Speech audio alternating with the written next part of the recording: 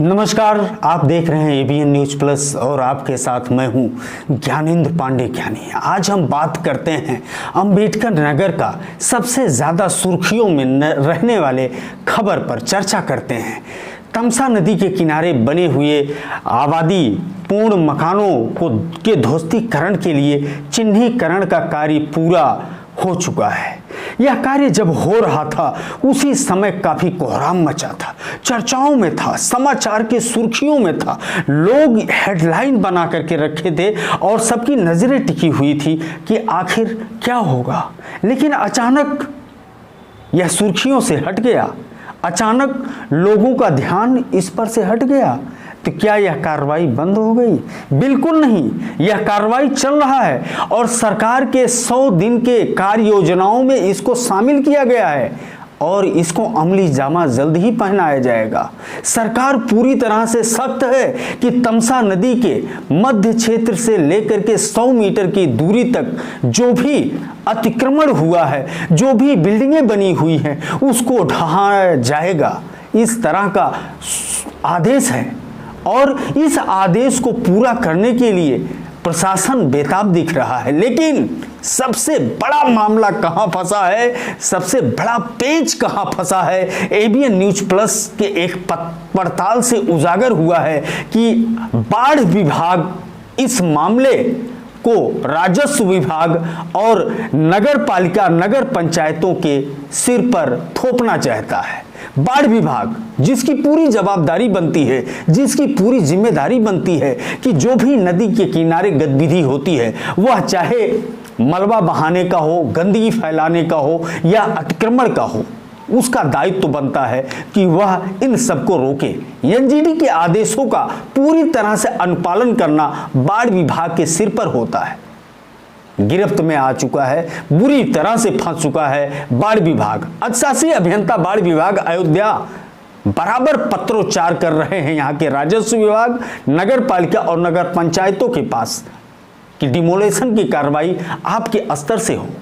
लेकिन अगर हम गौर करते हैं, उत्तराखंड के सृजन के बाद सन 2000 से लेकर के 2000 और 2007, 2015 अलग अलग तारीखों पर सुप्रीम कोर्ट, हाई कोर्ट और सरकार ने एनजीटी के नियमों के पालन करने के लिए सख्त रुख अपनाया है। बावजूद इसके बाढ़ विभाग ने कोई भी शासनादेश ना तो नगर पालिका विभाग को दिया है, ना तो नगर पंचायत को दिया है और ना ही राजस्व विभाग को दिया है कि एनजीटी के पालन को देखते हुए जो भी यहाँ पर निर्माण कार्य हो रहे हैं उसको रोका जाए।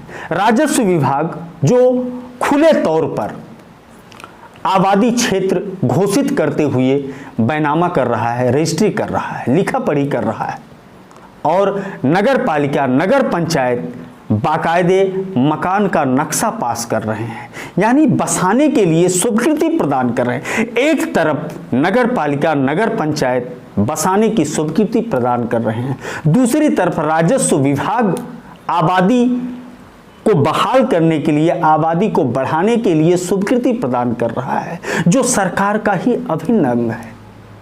वहीं दूसरी तरफ डिमोलेशन की कार्रवाई की बात हो रही है। आखिर जवाबदार कौन, इसके लिए जिम्मेदार कौन? एनजीटी के इस आदेश को लोगों तक ना पहुंचाना, एनजीटी के इस सख्त कानून को जन जन तक ना पहुंचाना, यह गुनाह किसका बनता है? जवाबदेह कौन है? गुनाहगार कौन है? इतना बड़ा नुकसान जो हो रहा है, लोगों का सपनों का आशियाना उजड़ रहा है, इसकी भरपाई कौन करेगा?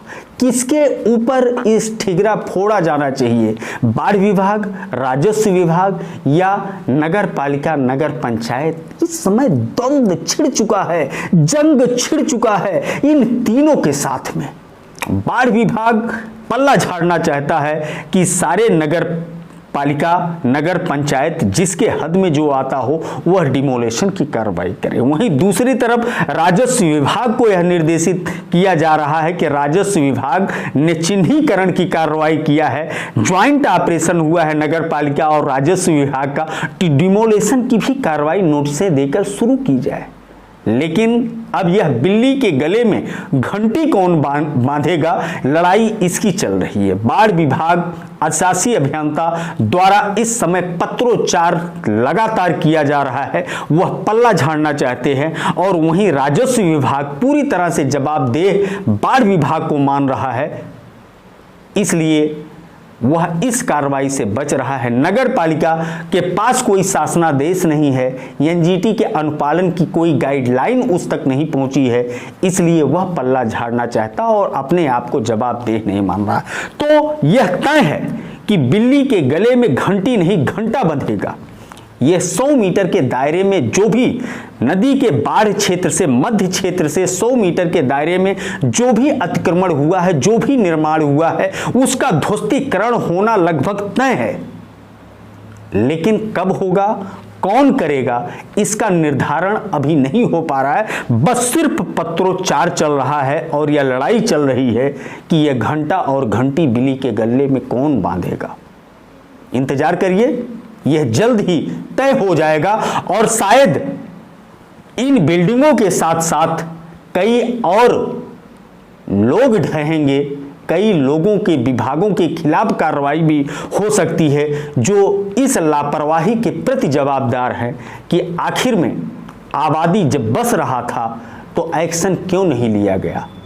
नगर पालिका, नगर पंचायत को यह गाइडलाइन क्यों नहीं दिया गया, राजस्व विभाग को एनजीटी के पालन की गाइडलाइन से अवगत क्यों नहीं कराया गया। तो ढेर सारा कार्रवाई होना बाकी है, लेकिन लगभग यह भी तय है कि एनजीटी का पालन होगा और नदी क्षेत्र के 100 मीटर के दायरे में जो भी अतिक्रमण हुआ है उस पर बुलडोजर चलेगा। ये सूत्र बताते हैं और लगभग पक्की जानकारी है। एबीएन न्यूज प्लस के लिए मैं ज्ञानेंद्र पांडे, ज्ञानी, अंबेडकर नगर से।